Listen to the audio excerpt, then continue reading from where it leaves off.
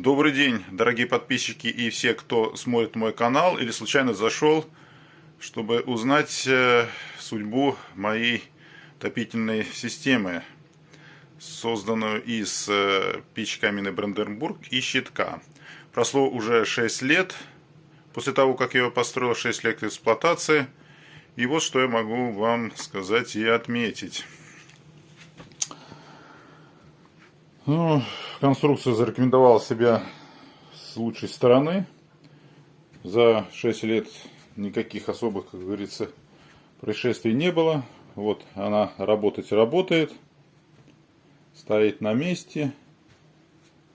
Но буквально в предыдущую протопку я обнаружил такую особенность. Перекрывая вот эту верхнюю задвижку, увидел, что в темноте подсвечиваются какие-то огоньки. Открыл вот эту прочистную дверцу. Не знаю, будет ли сейчас видно с подсветом фонарика. И обнаружил... Так, сейчас наведем. Не, он что-то не может сфокусироваться.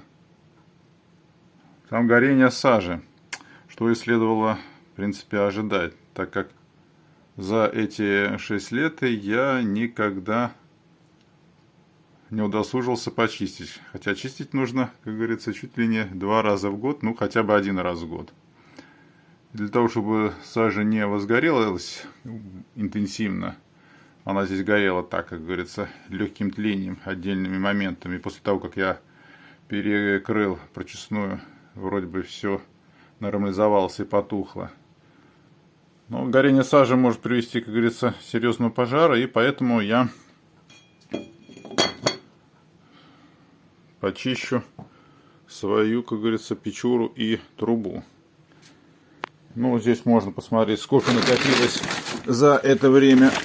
Откроем, сам не открывал николи. О, сколько тут сажи образовалось. В принципе, не так уж и много.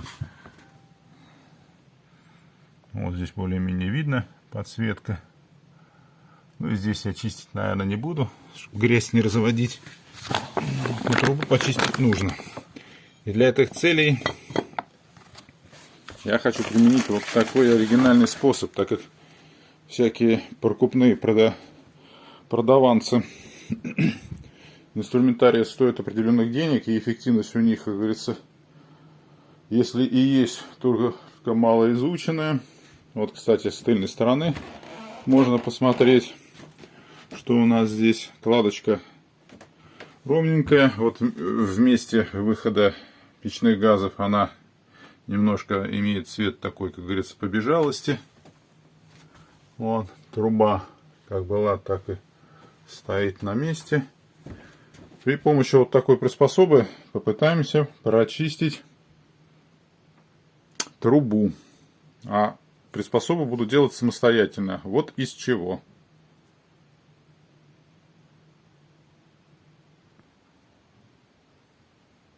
Так, а делать мы будем вот из этой пожертвованной моей супругой швабры, которая стоит у нас 280 рублей, и бутылки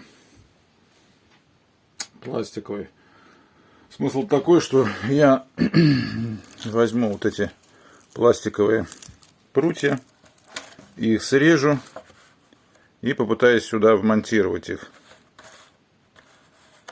в бутылку, сделать предварительное отверстие, а потом по, как говорится, периметру сделанным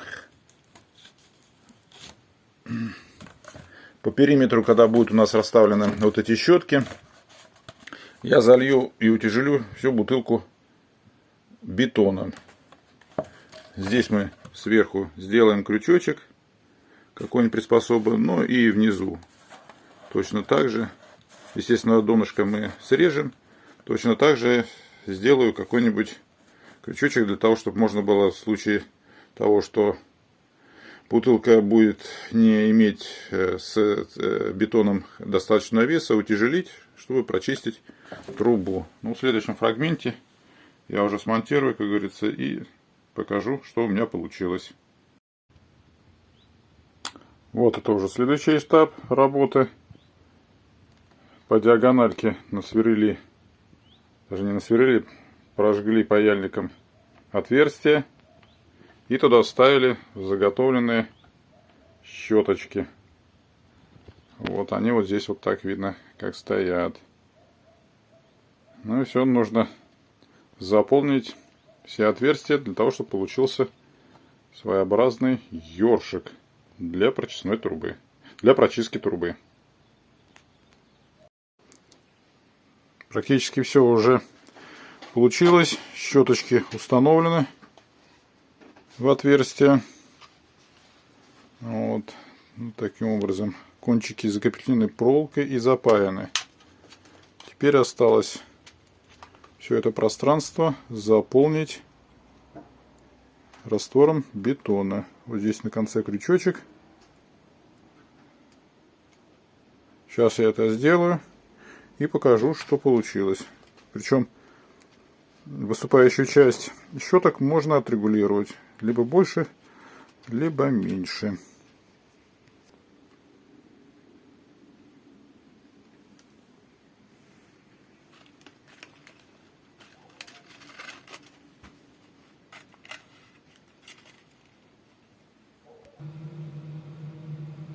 Так, вообще, после заливки бетона получается вот такая конструкция.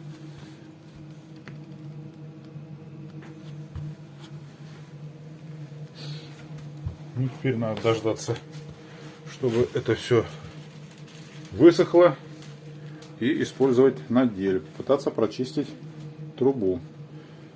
Когда застынет бетон, то можно будет уже по месту либо подрезать, либо оставить такие же длинные щетки. Я думаю, что застывшее в бетоне будет надежно зафиксировано и не будет выпадать. Ну что, дождемся, когда застынет бетон, и уже на практике применим вот такой трубочист. Вот он что представляет собой сверху. Я думаю, он справится со своей задачей. Но об этом мы узнаем чуть попозже.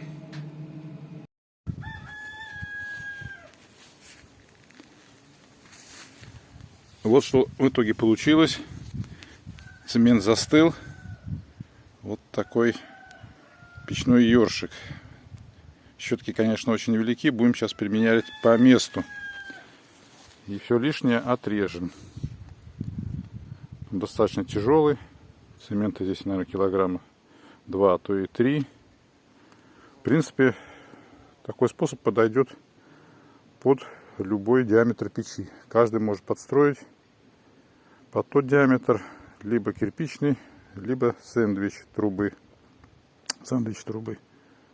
Сейчас я полезу наверх и попробую примерить ее уже по месту. Все, что лишнее, придется подрезать. Немного укоротил щетки. Вот, лишнее отрезал. Сейчас они стали покороче. В принципе, можно по диаметру, либо по квадрату трубы подрезать эти щетки, чтобы под весом, а здесь вес приличный, она самостоятельно проходила в трубу. Что, полезем еще раз и попробуем почистить дымоход. В итоге подрезали еще немного. Теперь вот оно, что с тобой представляет мой ёршик. Все лишние щетки и щетинки отрезаны. Ну а теперь посмотрим, что у нас в трубе делается. Вот еще чуть-чуть подрезали, так как на 180 мой диаметр, оказывается, не подходит. Будем пробовать. Вот сколько пришлось нарезать лишних ворсинок. Ну что, попытка номер 3. Вот, смотрите, сверху мне удалось мой ёршик трубочист пропихнуть до колена. И, в принципе, там, где образовалась сажа и она начинала гореть, удалось прочистить. Сейчас полезем наверх, ну, трубу, и там уже все будет понятно, что к чему и как. Вот, видно здесь все, смотрите. Дальше уже будем смотреть, когда я заберусь на трубу. Уж как могу, так и покажу. Ну вот сверху вид.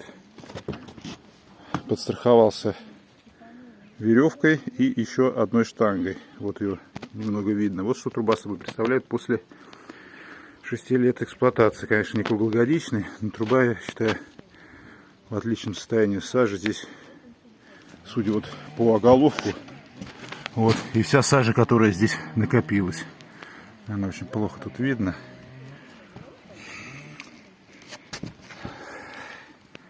Вот так ракурс возьму. Сейчас я вытушу свой ёршик, и дальше будет понятно. Мне одному здесь несподручно. Ну вот что мы имеем. Смотрите, ёршик плотно зашел в 150-ю трубу. Взял старую, как говорится, железяку, штангу от